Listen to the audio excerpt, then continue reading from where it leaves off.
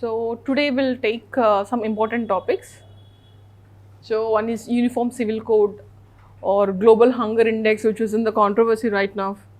Okay, and we also take this quantum computing. I'll also take a topic on art and culture, how to read art and culture, just to show you with regard to current affairs, but I just want to show you how to read that, so how to concretize that. Okay, so here, so why it is in news? So Uniform Civil Code, what it is and why it is in news. So actually our central government brought it in front of the 22nd Law Commission. So because of many issues that were going under, so it said because of different issues, a front of Uniform Civil Code is for our national unity. So center said to the Supreme Court, they will place this under 22nd Law Commission. So that is the news. Now they are going to place it under this Law Commission. So what it is? So many petitions were there. Many petitions were filed in the court on the uniformity in laws governing the matters of divorce, succession, inheritance, adoption or maintenance of the spouse. Okay, and also you can say succession, all these things, guardianship, irrespective of gender and religion, marriages, other personal laws. So all these things many petitions were filed in the Supreme Court. So for that reason, Center said it is important for our national unity. So that is why we are going to place it under 22nd Law Commission. So there was many questions. So what will be the questions first? See, when you know the questions, answers will follow. So first thing, so what will be the framework? points, angles lo manam Uniform Civil Code anedani chudochu. From what perspectives we can observe Uniform Civil Code? Yeah, they are personal laws. Yes. Why? So what it is? A Uniform Civil Code ni a angles chudochu. Definitely it covers all these things, divorce, maintenance and everything. Religious perspective. See, what I'm trying to tell you here is a main headings kaval naku lopala enti anadi kaadu. So what should be largely the framework? So first you have to understand what is Uniform Civil Code. You should have a very clear idea. So why it is in directive principles of state policy? Why the framers of our constitution, the leaders, why they did not place it in a fundamental right when it is so important? Why they did not place it in a fundamental right? So next. So what are the things that were done to develop this Uniform Civil Code, to attempt, what are the attempts that were given to bring this Uniform Civil Code? Because it is a responsibility of state. It is under directive principles of state policy. So it is a responsibility of the state to bring that code. What are the attempts that were made? Why? What are the objections were there to bring the Uniform Civil Code? Why even after 75 years of independence, why we are not able to bring in Uniform Civil Code? See, many laws were brought in our directive principles of state policy. But why not under Uniform Civil Code? What are the things that happened? Do we really need a Uniform Civil Code? So those are the major questions that should come. Rest all will fall in line. Okay. So first, if you see from that perspective, so see, majorly we'll have two types of laws in general, if for your understanding. So one is public laws. Public laws will be applied to everyone equally. Indian Penal Code, Evidences Act, Income Tax. See, income tax will not be different from the Muslims. It will not be different for the Christians. It will not be different or the criminal laws. So if it is a murder, everyone will be tried under the same sections. Those are public laws. It will be applied equally for everyone. Personal laws. So what are these personal laws? Personal laws will not be applied to all uniformly, but it will be applied to differently to different communities, not just Hindus. Parsis will have different, Christians will have different laws. So the marriage act, that was different for different people. So the maintenance, so if in a divorce occurred, so alimony given to a wife, so it is different for different communities. Okay, so such type of things will come under personal laws. So we have, for that we have this Hindu Marriage Act, Special Marriages Act 1954. Such type of acts will come under personal laws. This is basic understanding of what we are going to do. Okay. Next. So, we know it is part 4th of the Constitution. Article 44, what it clearly says, Article 44, the state shall endeavour to secure for citizens a uniform civil code throughout the territory of India. So, state, what the state means here? Which article will say about what is state? Yes, 12 will say what is state. So, it can be center, it can be state, it can be local bodies. So, an authority, the state can be anything. Okay. So, and they want to bring a uniform civil code throughout the territory of India. You will understand later why I am stressing this point throughout the territory of India. Uttarakhand Chief Minister, he said, like around in January and February, he said, when we come into power, so I will bring a uniform civil code in our state. Can he do that? That's a question. So that is also, that topic also will take here. Okay, we'll keep that aside, that question will keep that aside. So for now, so citizens uniform civil code throughout the territory of India. That is what our article 44 says. So it brings secular personal laws of citizens which apply on all citizens equally regardless of the religion. So imagine how these things are going to happen if it is going to be the same laws for everyone in India. Okay, so uniform civil code denotes the field of personal law relating to marriage, divorce, maintenance, custody and guardianship of children, inheritance, succession, adoption. All these things will be covered. See, it is not a criminal one, it is a civil code. So these are all the matters, these are the personal matters or the civil matters. Who has to inherit the property? Earlier, girl child will not inherit the property. We know, right? So now the things changed. There was amendments that were later added. So it is a religion. It actually divorces from the religion from social relations and personal law. So that is what our uniform civil code says. This article says.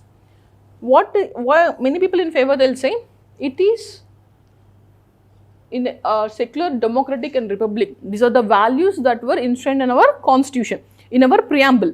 So to uphold this, if you want to become a secular, democratic and republic, so it is in our constitution itself. So we have to bring a uniform civil code. That is one version of argument. The other people also says that whatever Article 14 says, right to equality. So they says bringing in uniform civil code, it also brings an formally equality among the citizens of India. So gender wise, they'll have equality. I have a right to inherit the property of ancient property or ancestral property or whatever it might be. So I'll have a right. That means equality. So they are also saying that right to equality under Article 14, so that also will be upholded when we bring the uniform civil code. So now till now we got what is uniform civil code and what are its benefits. Next, as I told you, why it was not included in fundamental rights, why they placed it in directive principles of state policy. Why? Actually, if you observe, most of the provisions of this directive principles of state policy, they were majorly like this. At the time of our constitution, at the time of our independence, imagine we don't have huge resources. Financial resources were not there. We did not have a proper administration. We are struggling with our partition, the products of our consequences of our partition, the communal riots. So we have to establish, we have to first of all integrate the nation. So many things were going on in our country. One, suppose, tell me another directive principles of state policy or bringing an education to an child, compulsory education or free education to a child. Do we have that resources at that time? I can't establish a number of government schools at that time and given free education for all the children. At that time, even the people are, see, later on, if you think later on also, even the governments have given established the government schools and giving a free education also, parents did not send their children to the schools.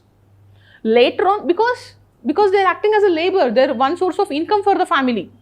Later on, because of midday meal scheme, if you send your daughter to an Beti Bachao, Beti Padhao, so if you send your daughter to the school, we'll give this much amount of money. So such type of schemes only we were able to bring children to the schools. At that time, we don't have money to give to the schemes. We don't have money to establish the schools or the teachers or the framework or the books, nothing. So at that time, most of these directive principles of state policy were given by the constitution. One reason is lack of resources. They said when we have resources, the states should have an obligation to implement. The states have a directive to implement these policies, these articles. That is one. Second, the situation is not ripened. See, what is here? Situation is not ripened. See, much debate went while this Uniform Civil Code was going on in the Constituent Assembly. There was a huge debate whether we have to bring the Uniform Civil Code now itself. At that time, many people opposed this Uniform Civil Code. I'll tell you that Hindu Code Bill was started. Hindu Code Bill, the famous Hindu Code Bill. So why? What happened at that time? See, around 1949, so when the interim government was formed, after formation of interim government, who was the head of this interim government? Jawaharlal Nehru. So we also started Hindu Code Bill. Many apprehensions were there, especially among the minorities and also from the Orthodox Hindus. What was that? See, they used to have an apprehension that if this bill comes, if this Uniform Civil Code comes, people, Muslims in the minorities, they will not allow us to bury the dead bodies. So we have to follow the rules like an Hindus only. See, Muslims bury the bodies, unlike the Hindus. So they were apprehension. So we have to, the many changes will come in our religion. Such type of things. Online students, is it audible? Okay. So where were we? So many apprehensions were there.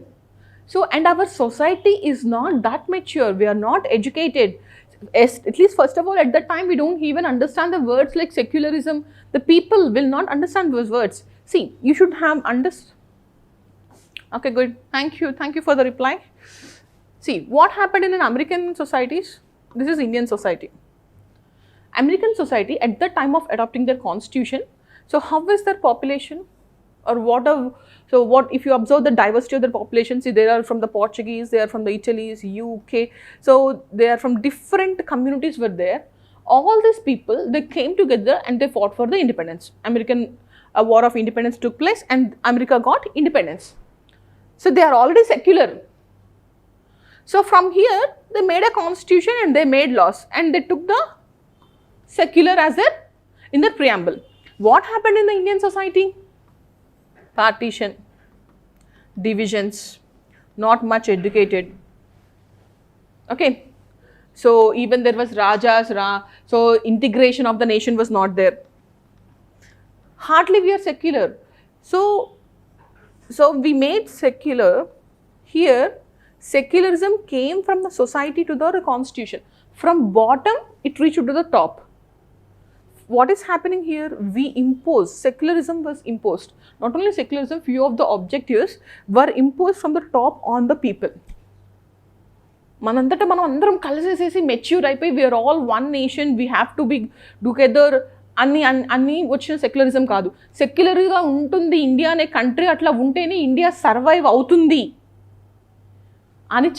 అని అనుకున్నారు కానీ we brought that secularism in our constitution. See, definitely we have secular values before independence also. The people, both Muslims and Hindus fought together and then many other communities fought together for the independence. But most of the laws in India were from the imposed by the top on the bottom. Here they came from the bottom. So it will be sustainable. But we are still in the process. Okay. So why I am telling you this is, at that time, our society is not ripened. This is not the maturity. We didn't have time to sit and think, okay, if we have a secular society, this will be happening. See, I'll tell you this example. Whenever you're analyzing the history also, what you have to do is, majorly, it was said, economic factors will decide the largely political and social conditions. Economic conditions will decide the political and social conditions of the time. Then make an example. See, 1970s. Let's think we are in 1960s and 1970s.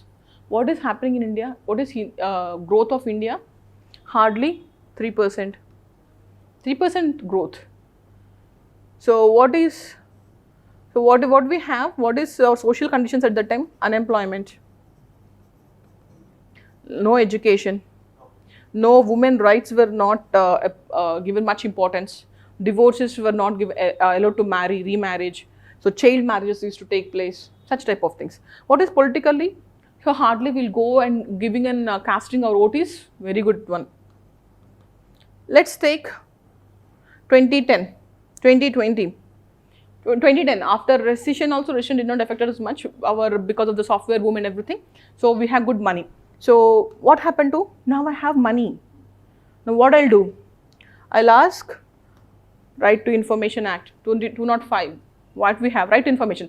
Now I will demand the government give me information. 1970s, the citizens were not in that stage. First of all, they have to fill their tummies. They have to get an employment. I didn't have a time to go and fight for India's fight against corruption or sitting over there. We don't have that. So, Right to Information Act, we have nowadays political activities, if at all, if any law we have to bring, if we want to bring a law, we'll go and protest, or the pressure groups will come together and will impose on the government. So, women pressure groups will come together. So, we want this law. Such type of things were very less if you observe in 1970s.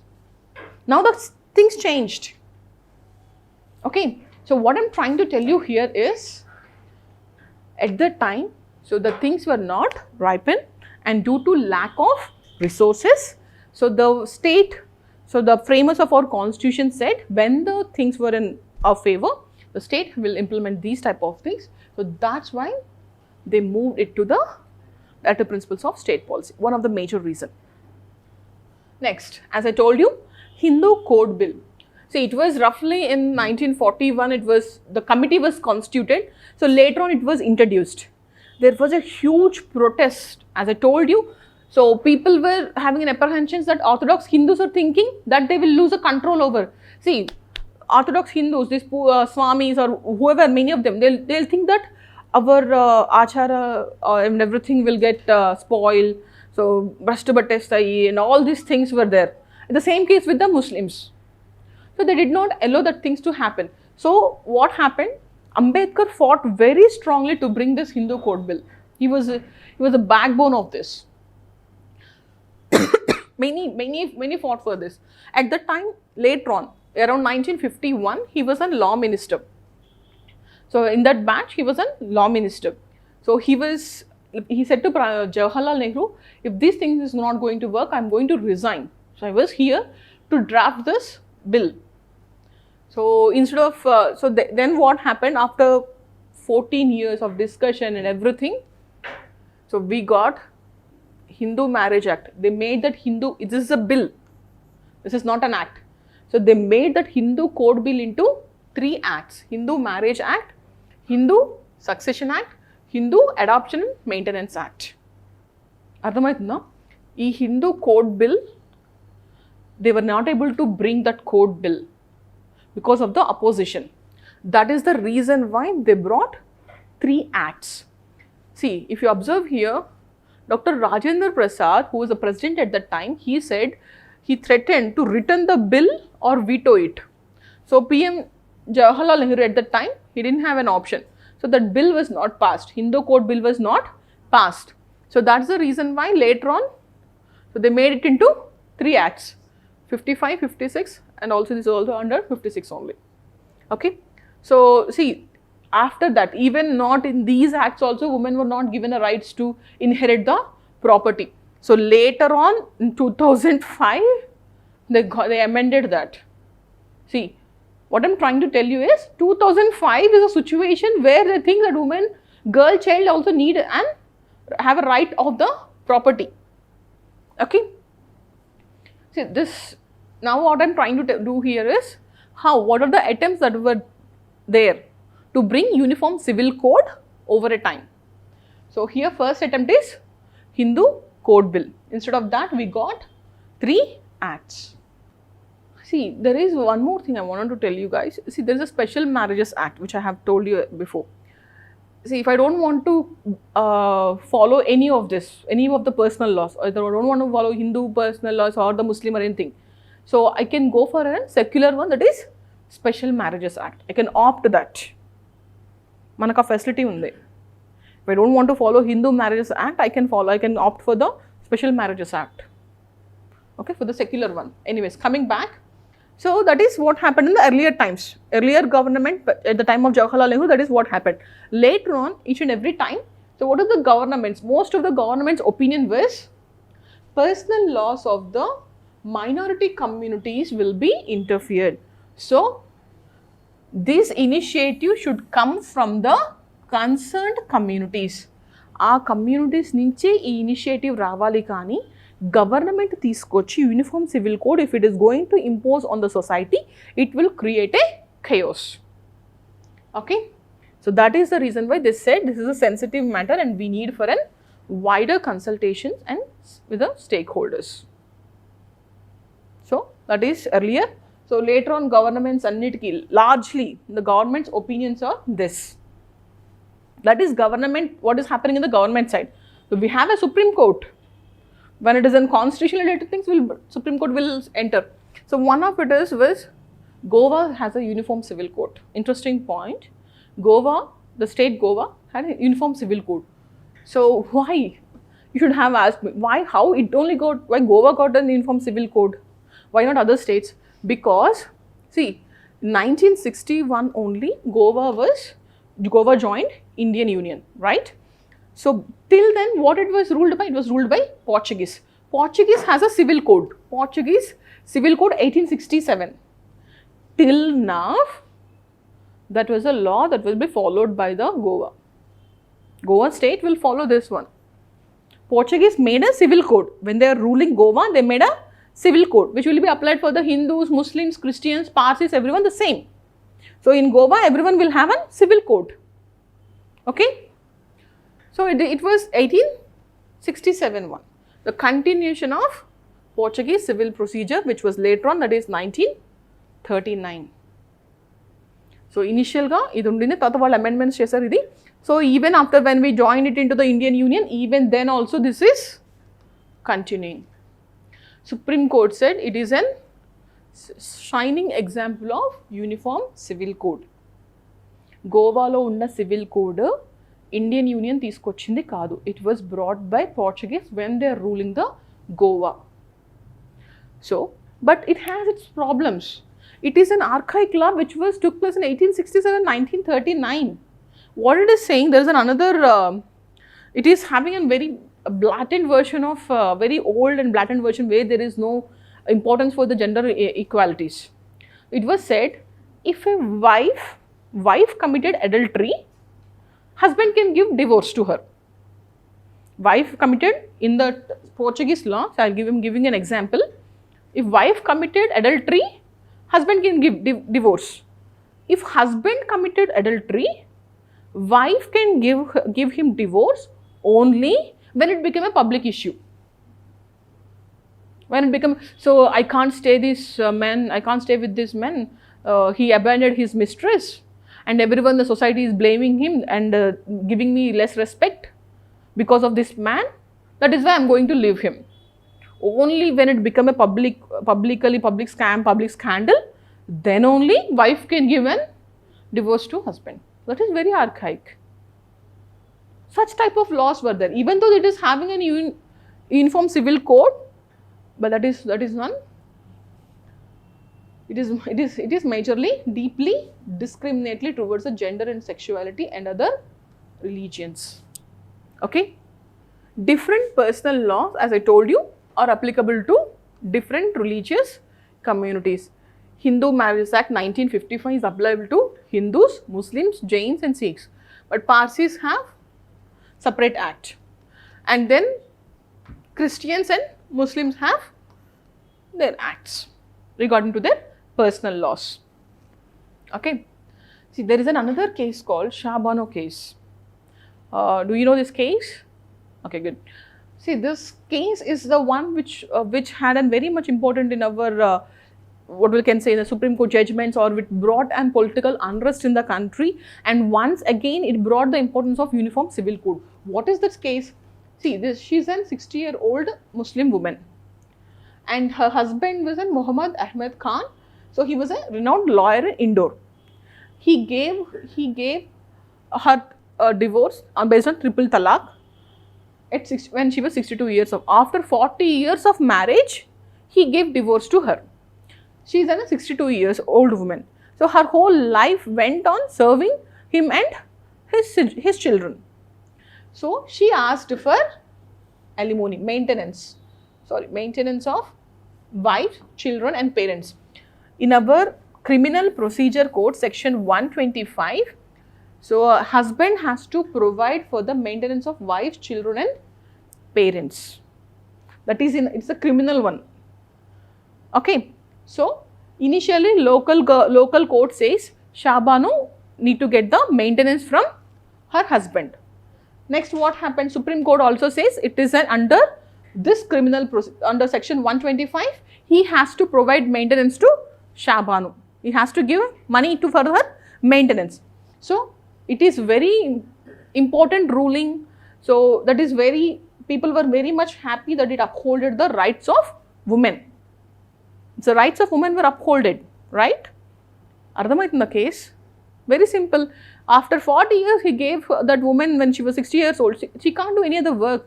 For her maintenance, she asked her husband to give the money, which he rejected. She filed a complaint in the local court. The ruling was in favor of her. When the case went to the Supreme Court, there also they said, ruled in favor of Shah Bano, that he has to provide the maintenance. Then what happened? So uniform civil code, everything is good. But later on, what happened? It became a political issue. What is that political issue? How Supreme Court will interfere into the Muslim personal laws.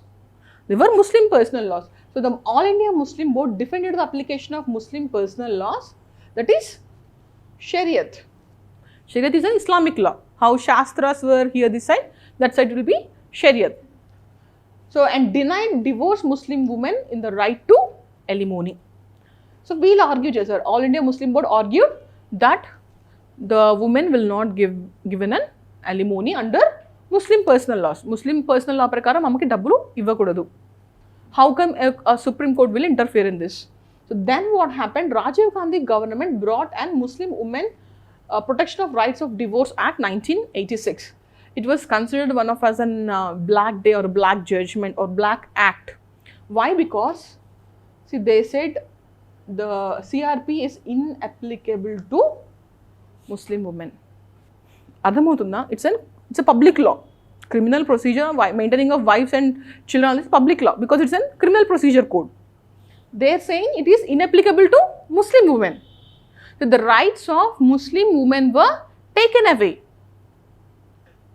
Yes or no? I am not able to understand here. I am repeating again and again because I can't see anything in your blank faces. Okay. So Constituent Assembly at that time majorly debated because we have to bring Uniform Civil Code. So when this case was brought, again a Uniform Civil Code, bringing of Uniform Civil Code, the thought of it went back. Because till the time they fought for the rights. So Muslim women should have rights, Hindu women should have rights, property, divorce, after divorce maintenance, anta kastabadi తీసుకొచ్చిన development, the progress anta, one act, it went to a regression, it went back. They said it is inapplicable to Muslim women. Her right to alimony was taken away. నేను law చేస్తాను, నేను మళ్ళీ supreme కోర్టులో I was making a law, the parliament passed it.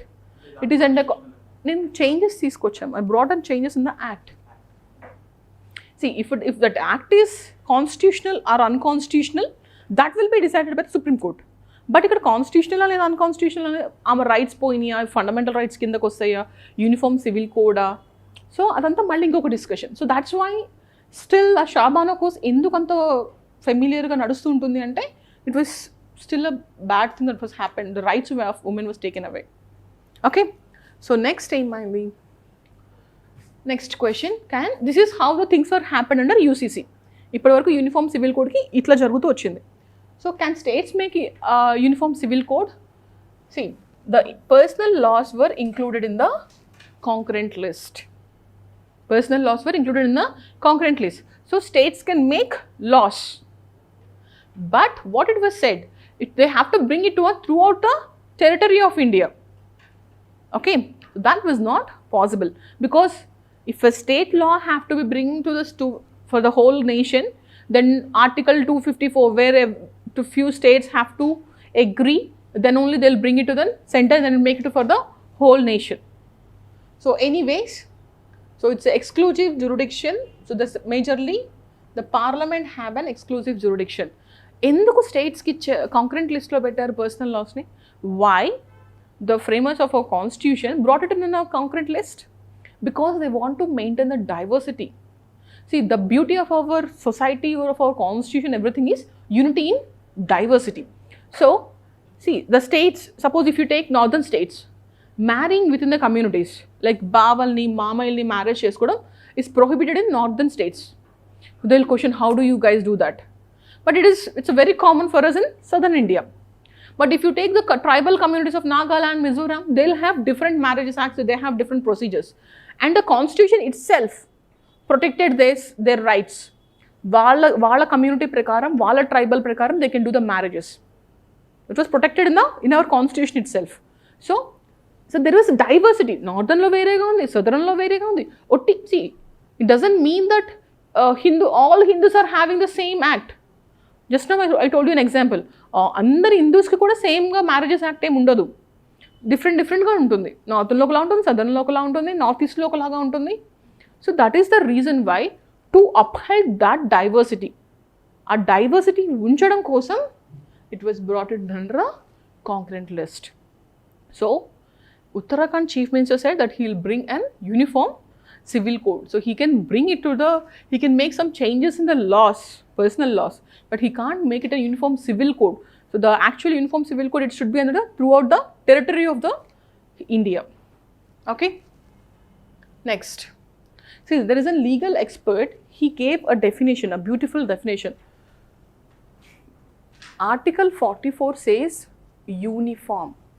It did not use the word common. It did not use the word common. What does it mean? See, common means one and the same in all circumstances.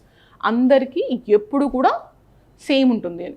But uniform means same in similar conditions. Okay? So I'll tell you. Suppose age of consent for marriage. We'll take this as an example. Okay, this could be the same for the ఎవరైనా Hindu marriage, northern వాళ్ళకైనా కావచ్చు, southern వాళ్ళకైనా కావచ్చు, ఎవరికైనా it should be the same, but same in similar conditions. So women age is the condition, it could be anywhere, it should be the same. But atla kaakunda, so in all circumstances, అది ఏదైనా కానివ్వండి, పెద్ద అయినా చిన్న అయినా ఎక్కడైనా సరే, the society changes every way, the society changes. So నేను అక్కడ కూడా ఇదే ఫాలో అవుతాను అంటే కుదరదు. So here it is saying one and same in all circumstances. Okay, in all the circumstances ఒకటేలా ఉంది అంటే అది common. So if you understand this sentence, different people will have different laws, but they'll all will be having an common things. We'll see that uniformity untundi. Different people will have different laws. So this is a sentence that we need.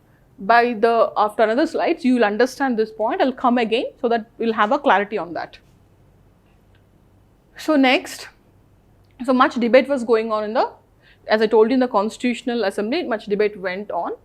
So recently what happened, not recently, 2018 roughly, so it was placed, the Uniform Civil Code came under the Law Commission. So the Law Commission brought a very good point. What they said, see, the commission has therefore dealt with the laws that are discriminatory. ఏవైతే డిస్క్రిమినేటరీగా ఉన్నాయో అవి తీసేద్దాం. I'll give an example, wait. So uniform civil code which is neither necessary nor desirable at this stage. So we are going to celebrate the difference. వాళ్ళు ఏమంటున్నారంటే different laws will uphold the different laws. Hindu వాళ్ళకి ఏమేమి laws ఉన్నాయో, Muslim వాళ్ళకి ఏం laws ఉన్నాయో, that is our beauty. We have to celebrate our diversity. ఏమేమి laws ఉన్నాయో అవి లాస్ ఉంచుదాం. బట్ ఏవైతే డిస్క్రిమినేటరీ ఉన్నాయో, ఎక్కడైతే జెండర్ ఇన్ఈక్వాలిటీ వస్తుంది, సో ఆర్ ఎక్కడైతే rights of women were taken away for the alimony కానివ్వండి, డివోర్స్ కానివ్వండి, అట్లాంటి వాటిల్లో we will bring the laws. Uniform అనేది అక్కడ తీసుకురావాలి, but will keep the separate laws. I will give you. Law commission ఏం చెప్పింది? Compulsory registration of marriages regardless of religion. So ఇప్పుడు మీకు అర్థమవుతుంది ఆ sentence.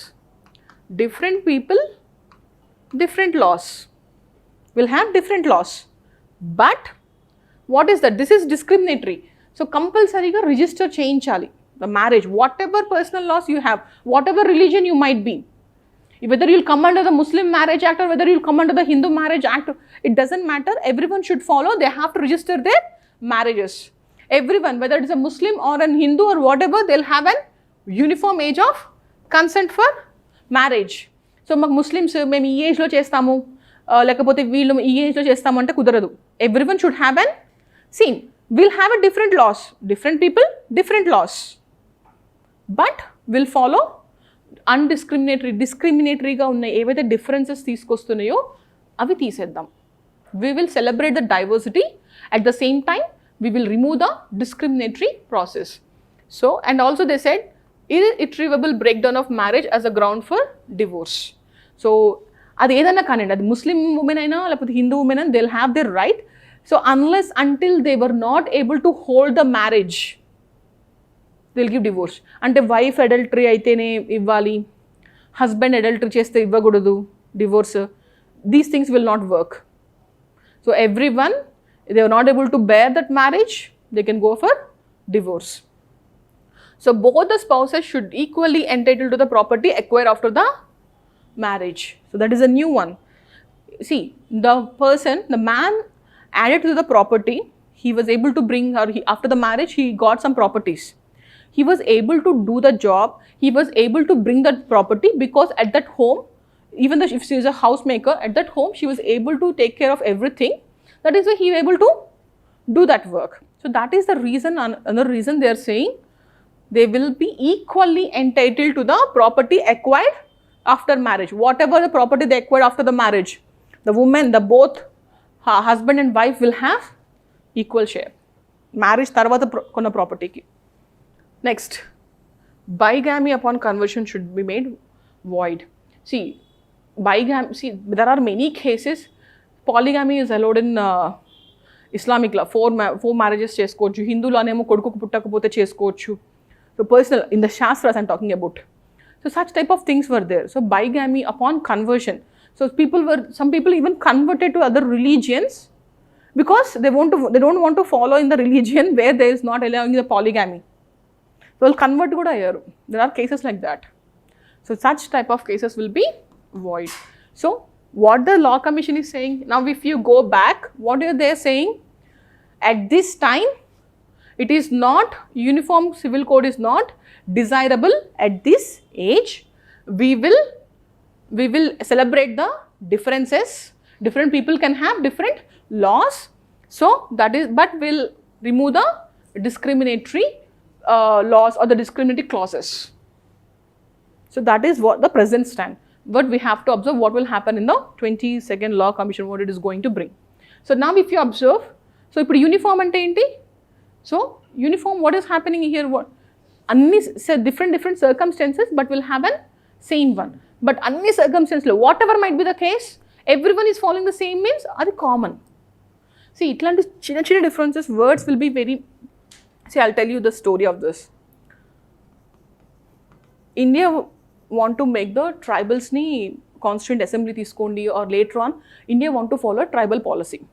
What happened at that time? So there are two options, whether we have to protect the tribals. So వాళ్ళ culture, we have to protect their culture and everything, their forest rights, everything. That is one argument. So వాళ్ళని main స్ట్రీమ్లో రాకుండా we have to protect them. So the other argument is what? If we leave the tribals like that, they will not have education, they will not have medicine, so they can never come out of an archaic laws or the superstitions. That is another opinion. So వాళ్ళని తీసుకొచ్చి main stream ఇండియాలో join చేయాలి. This is one opinion. లేదు ట్రైబల్స్కి వాళ్ళు ఒక different culture ఉంటుంది, ఆ కల్చర్ని ప్రొటెక్ట్ చేయాలి అనేది ఒక వ్యూ. సో ఇట్లా ఉన్నప్పుడు what was at the time Prime Minister Jawaharlal Nehru, he said, we will uphold the tribal values, tribal culture, the dignity and everything. At the same time, we will integrate them into mainstream. So the words they used is, instead of assimilation, we will go for integration. Suppose, ఇది A అనుకోండి, ఇది B అనుకోండి, tribals ఏమో A, main stream వాళ్ళు B. అసిమిలేషన్లో ఏమవుతుంది, అన్ని ఇద్దరు కలిస్తే B అయిపోతారు, because this is a main stream one. So ఇంకా ట్రైబల్స్ కంటూ ఏ ఐడెంటిటీ ఉండదు. ఇంటిగ్రేషన్లో ఏమవుతుంది, A plus B is equals to AB. They will still have their values. That is integration. This is assimilation. So that's how the common uniform terms etla vastayante, there is a deep understanding of those words. వాళ్ళు ఏదో సరదాగా పెట్టలేదు uniform civil code అని, లేకపోతే వాళ్ళు common civil code అనే పెట్టచ్చు. Okay, so anyways that is uniform civil code. So what we learn in the uniform civil code, so what is the article and then 44, and we also have learned that, so why it was there in the directive principles of state policy, why it not in fundamental rights, and what are the things that happened for the uniform civil code, major events from independence or before that. It is Hindu Code Bill, which was divided into 3 acts, and then we also have an example of Goa Civil Code, and we also have a case of that was mainly known for uniform civil code, that is Shabano case. And then we also have seen, so it was this personal laws was under the concurrent list. Okay, so it was on the concurrent list. So the state can bring changes into the laws, but they can't bring a uniform civil code throughout the territory of a nation. So and then we also have seen what is this law commission was trying to say. It is trying to say we have to celebrate the differences among us. We have to uphold the diversity, but we have to remove the discriminatory laws in our country. We have to provide the fundamental rights to all the citizens of our nation. So for that they also recommended these. Clear? Okay, now we'll go to the next topic, Global Hunger Index, which was in a current issue because India said it is an effort to taint India and it's questioned its methodology. That was the present issue. So what was going on here? Who gave this Global Hunger Index? It was started in 26 by this Wellinghive International Food Policy Research. They will give this Global Hunger Index. Melinda Gates, Bill Gates, that foundation is the major contributor for this report and for this what will say society. Okay, so anyways, that coming back, what is Global Hunger Index? It will be judged by 4 indicators. One is undernourishment. What is undernourishment here? Population whose calorific intake is insufficient. See earlier, so how we used to calculate the poverty in India, Tendulkar Committee and all those things. So they used to decide the people who are not taking specific calories of food, so they below that they were under poverty line. So calories ni batti వాళ్ళు poverty కాదా చెప్పేవాళ్ళు. ఇంత amount of food వాళ్ళు amount of money food మీద spend చేయట్లేదు. Based on that they used to say it is poverty.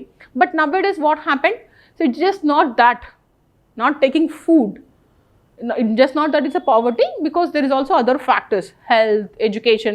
It's a multi-dimensional poverty index. That is why we adokati index ochindi, because seeing only poverty from the perspective of hunger, calories is not good అని చెప్పి. ఇక్కడ topic ఏంటి? Hunger index. So here they are taking calorific value. So enough calories are not taken by the population. That is under nourishment. So దాంట్లో ఈ index చేయడానికి 1/3 weightage is this category. Undernourishment will occupy a 1/3 weightage. Next, child stunting. So having a low height for their age. It is also due to chronic undernutrition. Okay, that occupies 1/6. See, you don't need to remember 1/6 or 1/3. That is just for the discussion purpose. Only one thing that you have to understand, 4 categories that you have to remember these. One is undernourishment. Undernourishment ante based on what we will calculate calorific value. Child stunting, it is low height. So child wasting, it is low weight for their height. That is also important one. Child mortality, especially they will calculate under 5. Under 5. So 5 years look entamandi pillalu chanipotunnaru. So that is child mortality. These are the 4 indicators. Based on that, we'll calculate the global hunger index. So it is an 100-point scale. So where will a score between 20 and 34 is the serious category. We got 29. 100 ki manaki 29 points vachayi. So before going into that, why we got that points, we'll see why these variables for hunger. So why ఎందుకు children ఇవన్నీ తీసుకోవాలి? Because deficiency in calories as well as micronutrients are also very important. We can take just hunger perspective. Just ఆకలి తీరిందా అంటే సరిపోదు.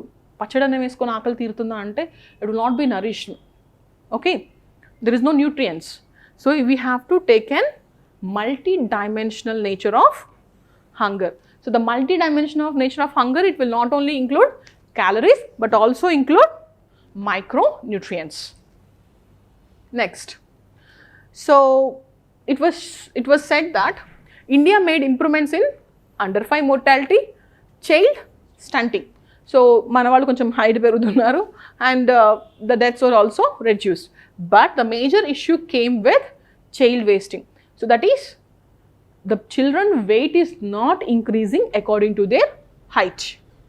Height అయితే పెంచగలిగాం కానీ వాళ్ళ weight according to the height is still we are lacking. It is worst among the countries.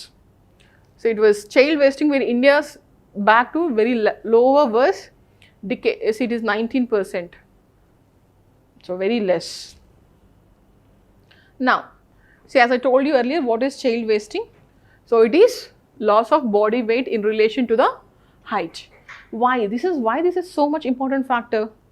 It shows that, see, when the body weight increases, it's not just because of the calories. It should have all the nutrients. See, when we are having if he is undernourished, the weight is not good. If the child weight is not good, they cannot sustain the infections. When they'll get infections easily. Either it can be very small like cold and cough. It could be high diseases, viruses, pneumonia and other things. It could be a bigger one, it could be a smaller one. They will be easily infected. When they are easily infected, what will happen? Whatever the micronutrients they are trying to take, then it will not be absorbed. So nutrients levu ani cheppi they were they were undernourished, weight takku unnaru ani cheppi malli infections. So it is a vicious cycle. Infections unnayani weight takku unna malli infections valla weight peragaru. So it will tirugutune undu. So that is the reason why child wasting is also considered an important factor, which India is very much lagging on this child wasting. So first we got the score 29. We are behind Sri Lanka, Myanmar, Nepal and Bangladesh. That is the worst one. So we referred the index as an erroneous measure of hunger and wrongly claimed that index relied on an opinion poll. So మనం ఏమన్నామంటే అది opinion poll బేస్డ్గా ఉంది, అంతా తప్పులు ఉన్నాయి అని చెప్పన్నాం. So ఇంకా క్లియర్గా చూస్తే what government criticized, it says that lowers India rank was based on estimates of the proportion of undernourished population. Will see that undernourished పాపులేషన్ని జస్ట్ కొంతమందిని మాత్రమే పోల్ తీసుకుంటే it will not be sufficient. Out of 4 variables, 3 variables are belonging to children. That is another argument. So it is saying that US FAO, Food and Agriculture Organization estimate is based on food insecurity experience scale. ఈ scale మీద ఈ organisation estimates ఇస్తుంది. దానికోసం pole చేస్తారు. ఆ pole 3000 members మీదనే pole చేస్తారు. వీళ్ళు పోలింగ్ చేస్తారు global wide. In India they poll based on 3000 members. ఈ డేటాని గ్లోబల్ హంగర్ ఇండెక్స్ వాళ్ళు వాడారు. 3000 పర్సన్స్ని శాంపిల్ని if you question or if you take, so how will you understand the situation, the exact picture of India? That is another claim. And next they are saying you are moving away from the ground reality. We have one of the largest program in the world. Our food program is largest in the world. So how can you say we are not making any efforts towards reducing the hunger? We are delivering food grains to the doorsteps of the houses. So the efforts made by the government were ignored, and the ground reality is far behind. Next, so Pradhan Mantri Garib Kalyan Anna Yojana. So under this program, during the COVID time, more grains, more food was given to the people. You ignored that. So, and you're also saying that, so it encountered that the report pointing to the India's per capita dietary energy supply increasing year on year because మా agricultural commodities పెరుగుతూ వచ్చాయి. నువ్వు ఎలా మా dietary energy లేదని అంటున్నావు? How you are saying that? So these are the allegations made by the Indian government. What are those allegations? I'll repeat again. So out of 4 variables, 3 were based on children, and the sample, the 3000 sample size is very less. And they're also saying that we are having our National Food Security Act, which was one of the largest in the world. So how can you say that there was no efforts and we are not bringing down the people from hunger? So in even this, we are also giving more grains to the people. And our agricultural commodities, we are having one of the highest in the world. So our dietary changes or dietary energy, how you are blaming us? So mana Indian government, based on these are the claims. So now what happened? Is that justified? Now we'll see each and every one. ఈ claims government చేసింది, but are they justified? కరెక్టేనా ఆ claims చేస్తుంది? Will see one after the another. Why out of 4 variables, 3 variables are children? Why global hunger index took 3 variables of children? Based on that, how they are saying it undernourished, or India is under the index very low in the index? Why? Because see, they are the people, the children are the major people who will be most affected. First hunger see, even the parents, if they're having food, whom do they give first? To the kids, to the children.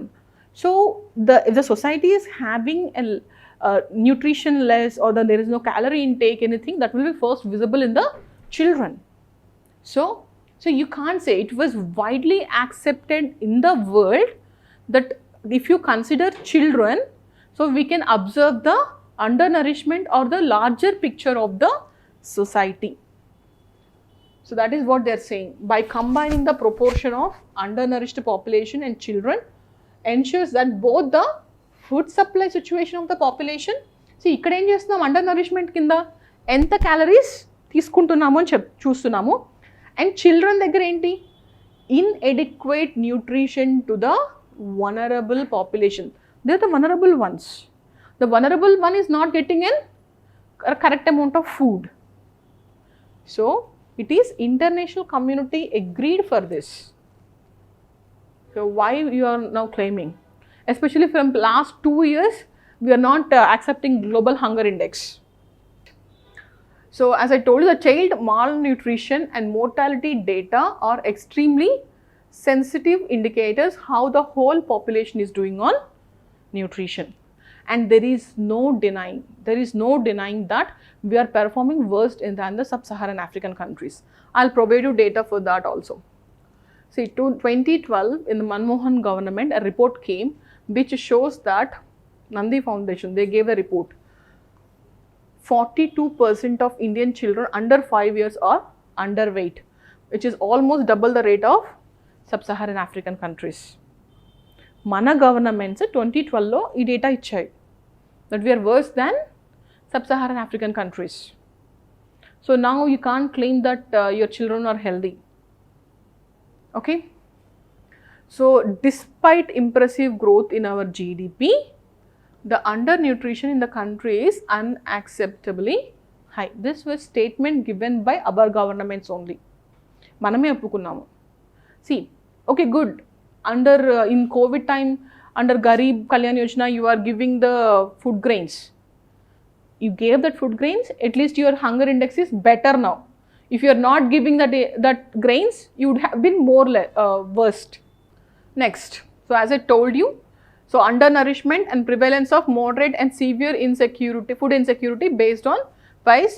So the GHI only uses the POU obtained through food balance sheets based on data reported by member countries. What it is saying, by a 3000 sample which the government is saying it is a minimal sample, that data was actually provided by our government. See, every country has to give the data to the US organization.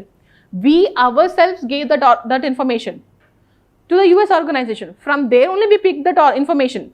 The information which government of India gave, we took that only. So now why you are claiming it's the sample size is only 3000? So that is another major counter that was given. Anyways, we have to accept the fact that there is a child wasting was, even though we improved on child stunting and under 5 mortality rate, child wasting was high in India. So, but there is an argument also that, see, we may not be heavy kids. See, obese is very much high in Western nations, especially American nations. So one argument from our side is, Indian children are lighter than the children of the same height. It not necessarily due to their less well nourishment, but mostly it reflects that we are highly vegetarians. So that is another point that they were trying to say from our side. So మేము అంత wait లేకపోవచ్చు హైట్కి తగ్గట్టుగా, if you compare that with the other nations, because we are largely vegetarians. That is the another argument. Okay, so we'll see little fast. So దీనికి ఏం statement చెప్పారు? What is the counter that was given to this? Tell me fast.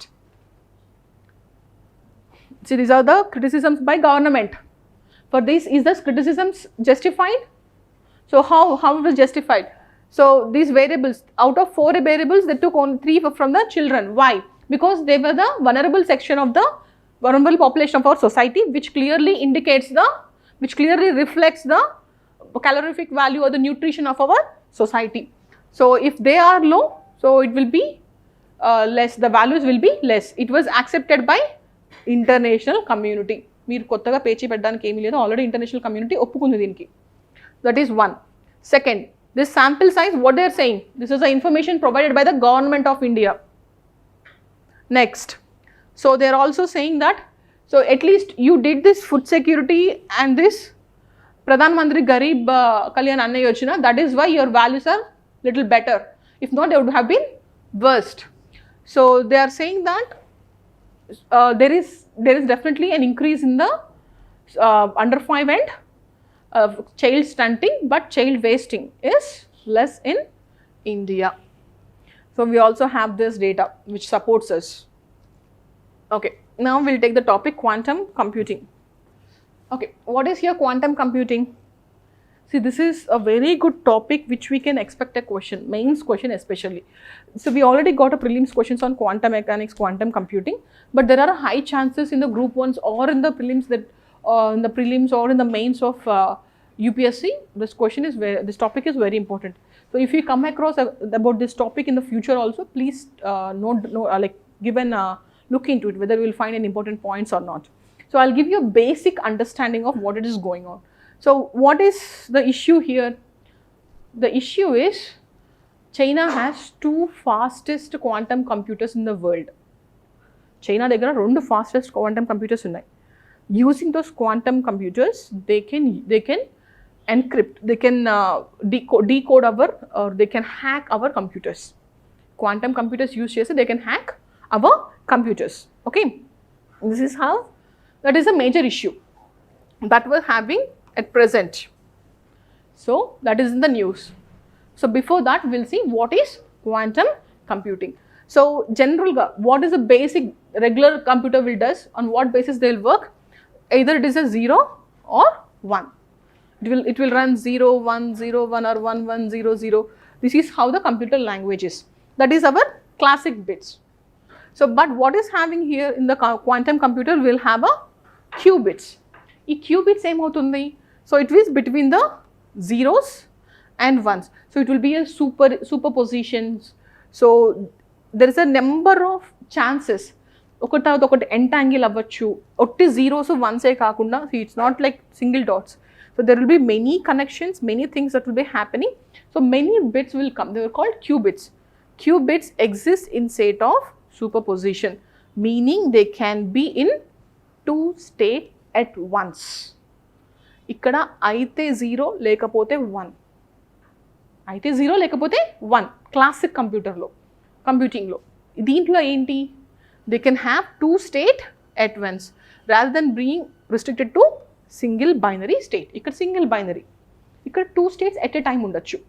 Okay, so that is why they are more powerful. So many complex computations, many complex problems. See atom tells kada, how the atom will be in that atom, how the different particles in the atom will vary, how that entangle in such a way. So when there is such type of complexity in the problems, in the math problems or the space or any other applications, this quantum computers will work very well. They were based on the quantum mechanics. మనకి ఇంతకంటే ఎక్కువ knowledge అవసరం లేదు, కూర్చొని దాని గురించి thesis చేయకండి. We're preparing for civil service. See, ఎప్పుడైనా you have to remember one thing when if you feel that you're digging deep into the topic. Basic, if you are able to read the basic stuff, basic understanding వస్తే టాపిక్ని పక్కన పెట్టండి. Why? Because IAS officers are generalized. They are not specialized. Specialization కోసం IAS వాళ్ళు ఉన్నారు. Okay, so suppose there need to be a bridge that was built or irrigation canal ఏదైనా చేయాలి. కలెక్టర్గా ఏంటి work, I have to coordinate అక్కడున్న agriculture farmers దగ్గర నుంచి, వర్కర్స్ దగ్గర నుంచి, అంటే డిఫరెంట్ డిపార్ట్మెంట్స్ని, వాటర్ వాళ్ళనైనా, ఎలక్ట్రిసిటీ వాళ్ళనైనా, లేబర్ డిపార్ట్మెంట్ అయినా, వీళ్ళందరినీ కోఆర్డినేట్ చేసే generalised work is IAS work. Canal ఎలా తవ్వాలి, ఎంత డీప్ తవ్వాలి, ఇంక్లైన్గా తవ్వాలా, బ్రిడ్జ్ కట్టాలా, ఇదంతా these specialised people, engineer people will do that work. Quantum computing, రేపు ఎవడన్నా వచ్చి మీ దగ్గర క్వాంటమ్ కంప్యూటింగ్ అనే ఇంజనీరింగ్ కూడా మాట్లాడితే మనకు ఆ బేసిక్ అండర్స్టాండింగ్ ఉంటే వాడు చేసుకుంటాడు calculations. You just have to understand that this is going on. If at all, if you know our understanding of it, if at all, if that guy needs anything, you will help him to get the stuff done for him. So the major, it was coordination. You'll bring all together at a place. Okay. So anyways, so what was going on here? So here it is the classical bits. Here we'll have a qubits. That is what is going on now. So quantum computing. So it can do the more complex calculations. So that's what we have seen. See, have you, if you are from EEE batch or anyway, so you'll understand. So it is 0, this is 1. But here we'll have multiple superpositions. At a time we can have many, it's not just 0 and 1. We can have both at a time. Okay. So here the power, the calculation will be increasing exponentially. Here it will be majorly based on the linear one. So here it need majorly to be kept under the ultra cold places. It can be operated under room temperature. So as I told you, it was optimization for problems, data analysis, simulations, especially space calculations, where I have to calculate the distances, much huge calculation. For such type of things, we'll use quantum computers. Now, as I told you, so it was based on the quantum mechanics and it uses superimposition, interference, entanglement. Before this 1 and 0 and 1 inchi, there were three major you can say interferences between them, interactions. Etla 0 1 anedi superposition, interference and entangle dwara 0 1 ane interact avutayi. Okay, next, as I told you, So it is a science that seeks to describe the world at a level of atoms and subatom particles. Okay, you can correlate with it. So it is not just computers use ones and zeros to store information. So but these people use qubits. So they are far more powerful. So that is not our question. So now we understood quantum computing. So what it is, majorly used for very complex calculations.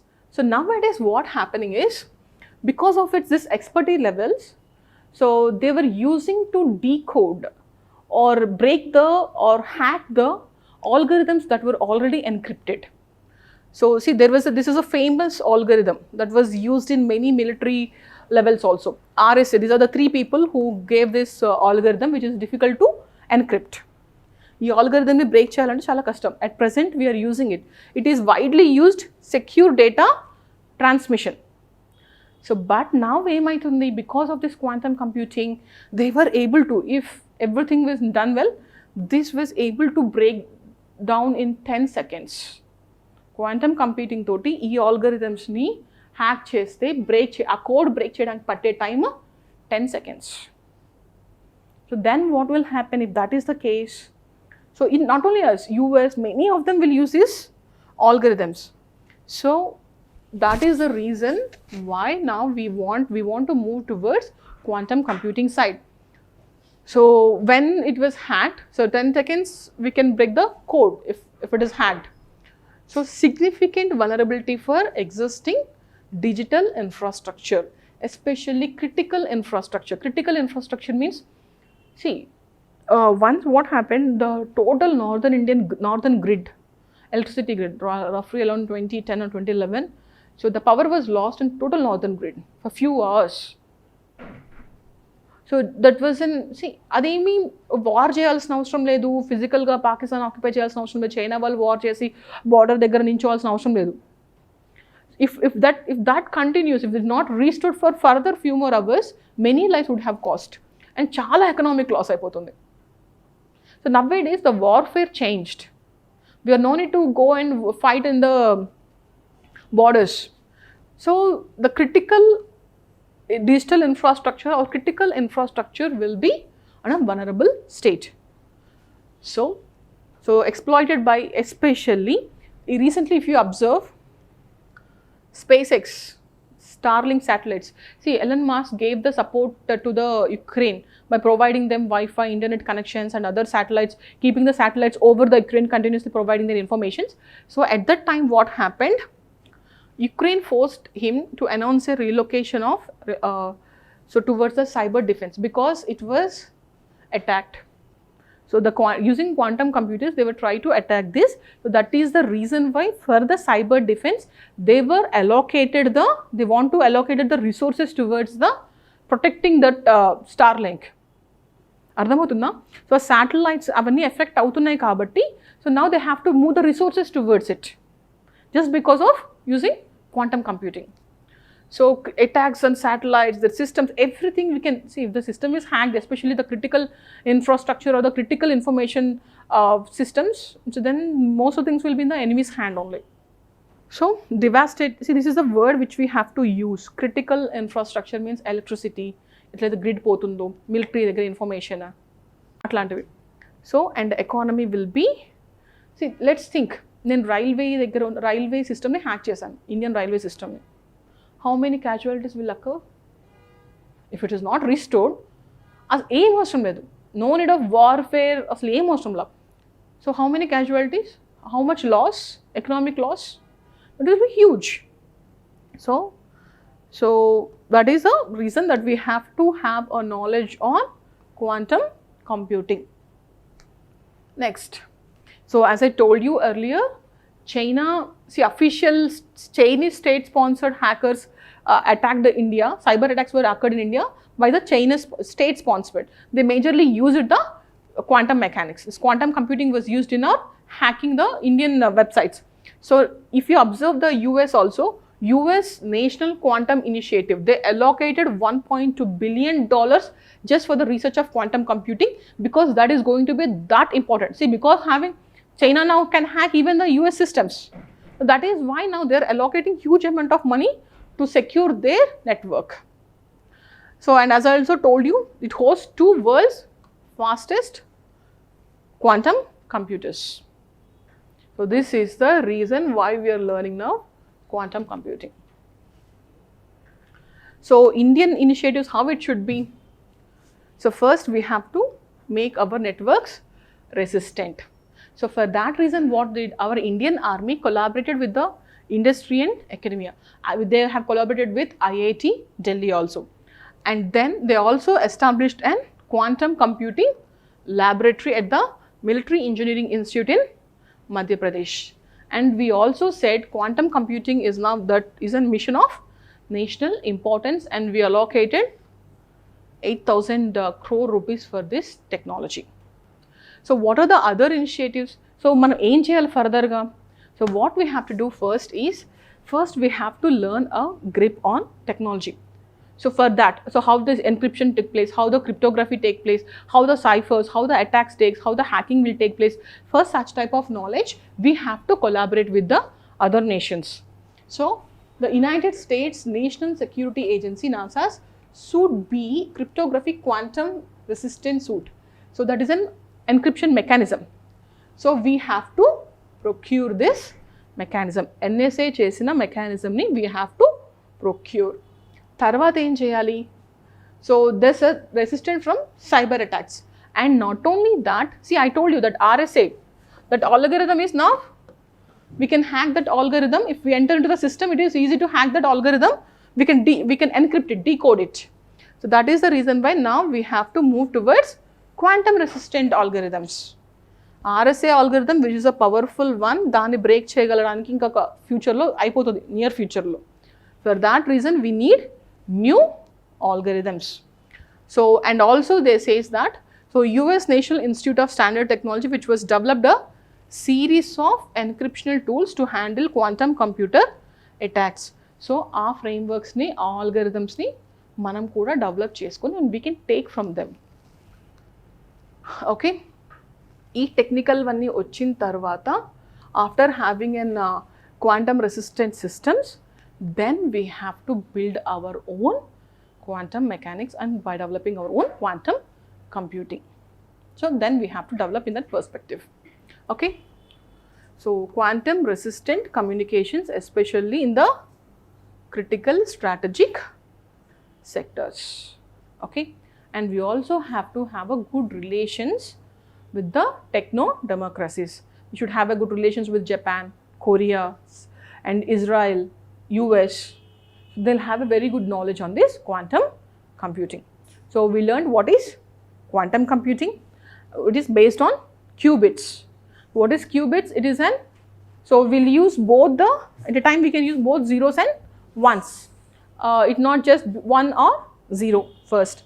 And next what we learned, we also learned that China had 2 fastest computers. So there is so Chinese sponsored, state sponsored hackers were hacking our military. There's high chances. So our military is making a collaboration with the industry and the academics. That is another one we learned. And we also learned that so many countries like US is also allocating good number of resources, good amount of resources for procuring this quantum technology. So we have to develop, we also have to be part of this quantum computing race. Okay. So we have learned, what are the topics till we have learned? Uniform Civil Code, we have dealt the Global Hunger Index, and then another important one is quantum computing. So here is what I'm talking do here is, so this is the topic that was cultural track. What is happening here, as a part of India's G20 presidency, we are making a cultural tour. So what is in this cultural tour? What are the places? Khajuraho, Bhubaneswar, Hampi and Agra. So how the tour should run for the G20 presidency. Point adi kaadu. Point achi, so how we are going to learn these Khajuraho, Bhubaneswar or Hampi and Agra. See, I can't take all these things in the class itself. So as I told you in the last class, so how to read this art and culture, how to concretize the information. As I told you, when we're having an abstract information, see, మనం ఇప్పుడు uniform civil code ఒక framework అనుకున్నాం, right? So the same framework will not work for everything. So ఇట్లా గాల్లో నేను అక్కడ ఉరుశృంగ ఉంది, అధిష్టాన ఉంది, itla chepte it will evaporate in the class itself. So what we have to do, we have to concretize the information. So when we see, when we visualize, it will be easy to remember. So when we are learning art and culture, the first thing that we have to do here is, so we have to picturize, take the pictures. Even for the smaller one, take the pictures. Initial, first time or the second, it will take some time to read art and culture, but mostly it will be covered in the classes. See, every time, whenever I teach art and culture, so it will be mostly done in the class itself. So ఎందుకు చెప్తున్నాను అంటే, ఇది మళ్ళీ మళ్ళీ చదువుతూ ఉంటే it will be more difficult. We can't by heart them. So but if you see, it will be easy. See, I'll tell you now. So first, whenever you are learning something in the culture, so first, who built this? See, there is a dynasty called Chendela dynasty. These kings constructed the Khajuraho. They were having a major contribution towards the Khajuraho temples, first and foremost. Second, అనేది ఏం నేర్చుకోవాలంటే, whenever in art and culture, first and foremost thing, theme. What is the theme of them? వాళ్ళు బుద్ధిజంనా, జైనిజంనా, లేకపోతే military theme వాడుతున్నారా, లేకపోతే Hinduism theme వాడుతున్నారా, లేకపోతే suppose I'm painting, ఒక పెయింటింగ్ ఉంది, ఆ పెయింటింగ్లో థీమ్ ఏంటి? It could be battle scenes, it could be court scenes, or it could be social life, anything. See if you take అజంతాలో ఏం పెయింటింగ్స్ ఉంటాయి? బుద్ధిస్ట్ పెయింటింగ్స్ ఉంటాయి. If you take Ellora is largely secular. You'll find Buddhist temples ఉంటాయి, Buddhist sculptures ఉంటాయి, Buddhist paintings ఉంటాయి, Hindu temples ఉన్నాయి, Jain temples ఉన్నాయి. Ellora is more secular. UPSC directly prelims question that is, which of the following is more secular? So the option is Ellora. So Ajanta lo unnadu okate Buddhism, whereas in Ellora we have all the three: Buddhism, Jainism and Hinduism. So what I'm trying to tell you is, whenever you're learning something, it could be anything, adi painting aina, sculptures aina, lekapothe architecture, anything, you have to, even the dances. See, dances తీసుకుంటే, if you take Bharatanatyam major theme will revolve around love. It will revolve around love. It could be a mother's love towards a son, it could be a love of Radha towards a Krishna, or it could be majorly, see, from the Ramayana, Mahabharata, the stories. If you take Odisha, so Odisha majorly will be around the Vishnu or the Jagannatha. The stories of Jagannatha will be the theme of Odisha dance. Odissi dance will be that. If you take Kathakali majorly will be of the fight over the good over evil. So etla victory of good over evil, that will be the major theme for the Kathakali. Ante Ramayanamlo తీసుకున్నా, see, suppose Vali Sugriva fight ఉంది, good over evil, అది కథకళిలో depict చేస్తారు. అది మహాభారతంలోనే కావండి, రామాయణంలోనే కావండి, but the theme is that. Are getting what I'm trying to say? So అట్లాంటి themes, అది it could be the dance or the painting, anything. So try to get that one. In the థియేటర్స్లో కూడా, even the theatres, మన theatres ఏంటి? What our theatres? Burrakatha is our theatre. Okay, అట్లా every state will have a theatres. అవి themes ఏంటి? వాళ్ళు మేజర్గా ఏం వాడతారు? See, Burrakatha majorly will take, initially ఎలా ఉన్నాయి, right, most of the recent times, it will majorly revolve around the social or the moral subjects. Moral subjects తీసుకొని criticized వేలో ప్రజెంటేషన్ చేస్తారు. క్రిటిసైజ్డ్ వేలో అంటే, so the major one will be saying something, so ఒక చేస్తుంటే పక్కన ఇద్దరు నించొని దాన్ని కౌంటర్ చేస్తూ ఉంటారు. That is how the theatre is placed. చూసారు ఎప్పుడన్నా బుర్రకథని? Okay, so major person theme చెప్తుంటే దాన్ని పక్కన వాళ్ళు కౌంటర్ చేస్తే కూర్చున్న ఆడియన్స్లో ఆ క్వశ్చన్ రేజ్ అవుతుంది.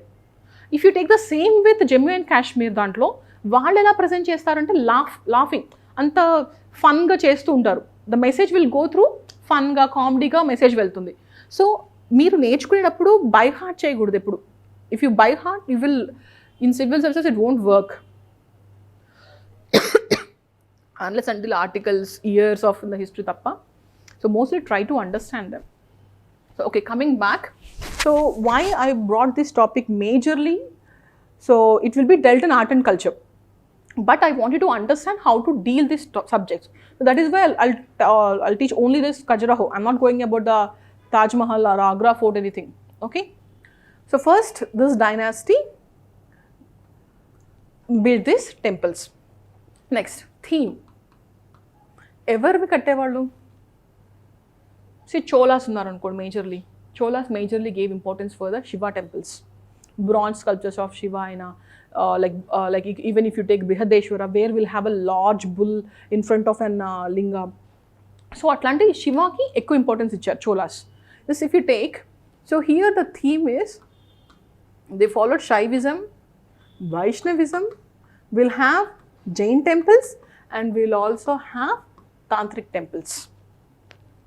The theme is Vaishnavism, Jainism, Shaivism, Jainism and Tantric temples. As I told you repeatedly in my class, simply quoting something doesn't give you any value. ఇది ఉంది అని చెప్తే కుదరదు. ఆ ఉన్నదని నాకు you have to provide an argument. It could B a quantitative one, it could be an qualitative one. Already explained you what is quantitative and qualitative examples. So every time you have to, whenever you're providing an argument, substantiate that with examples. So simply I can't say Shaivism undi, Vaishnavism undi. So we have to provide examples. See, by you'll understand. So me cartoon culture asal start avaledu kada.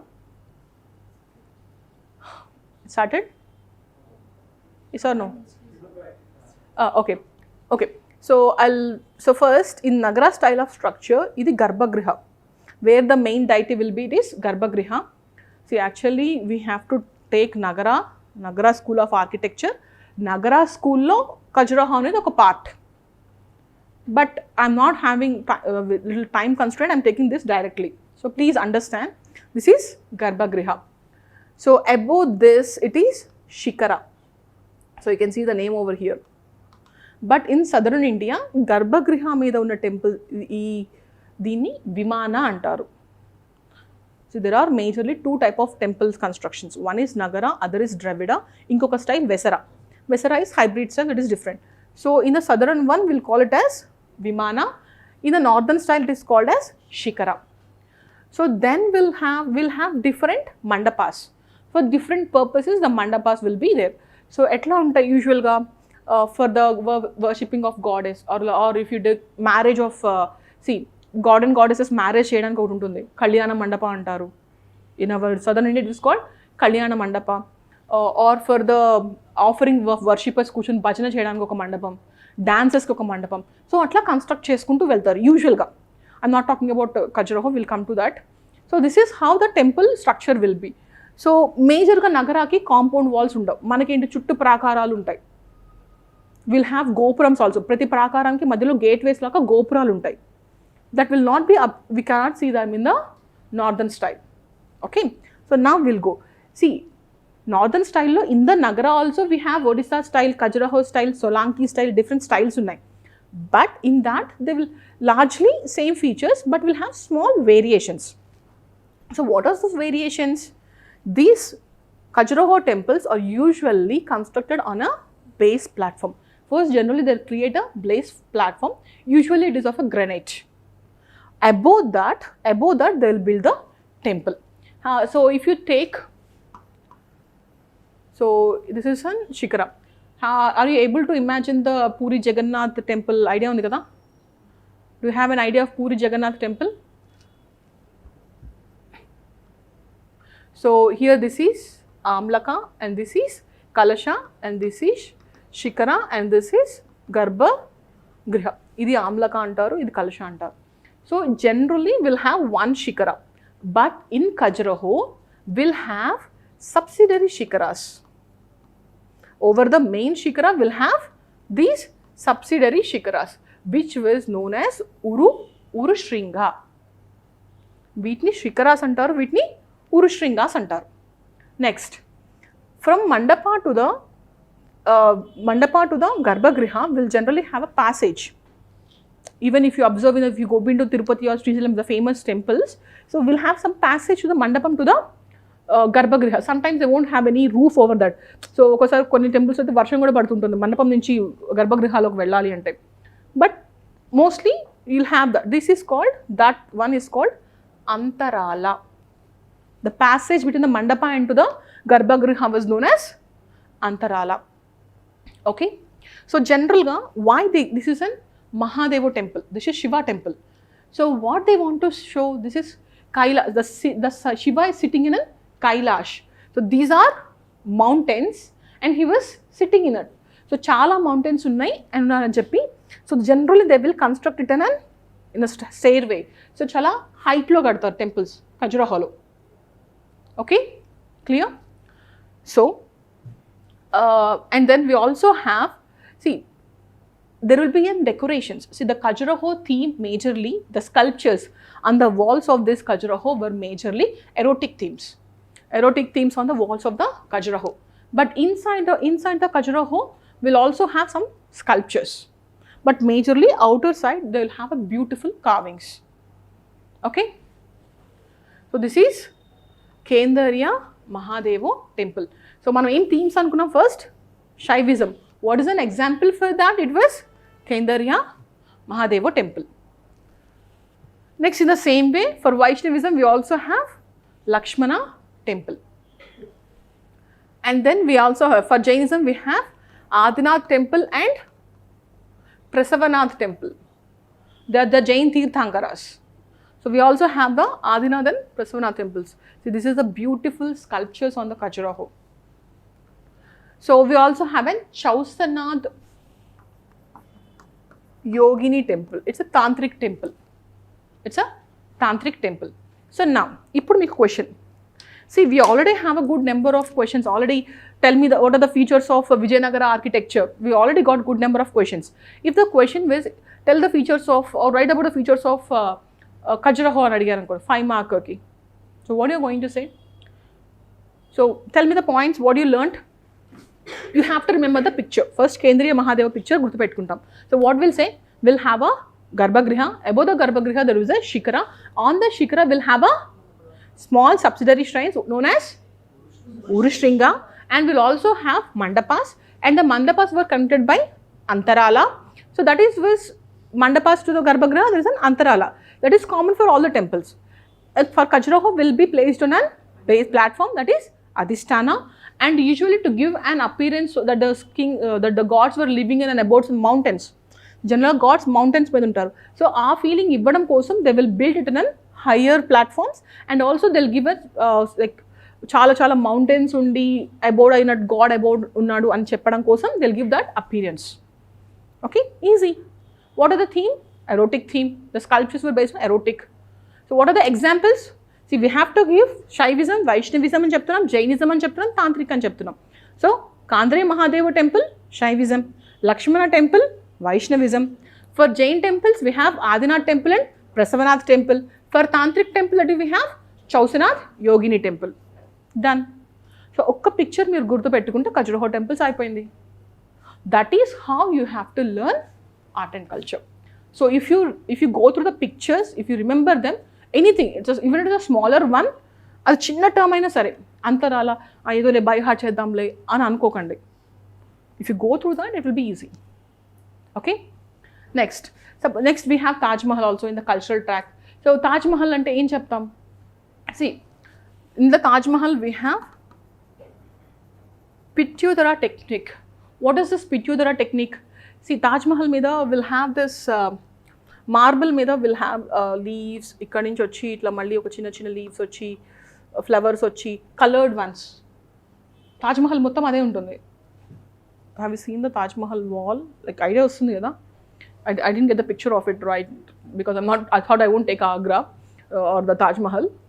So that is called Pityodhara technique. Marble మీద, so if you want to make a flower, they will cut that shape. Leaf అనుకోండి, మార్బుల్ని అంత డీప్లో leaf షేప్లో cut చేసి ఆ లీఫ్ని అక్కడ పెడతారు.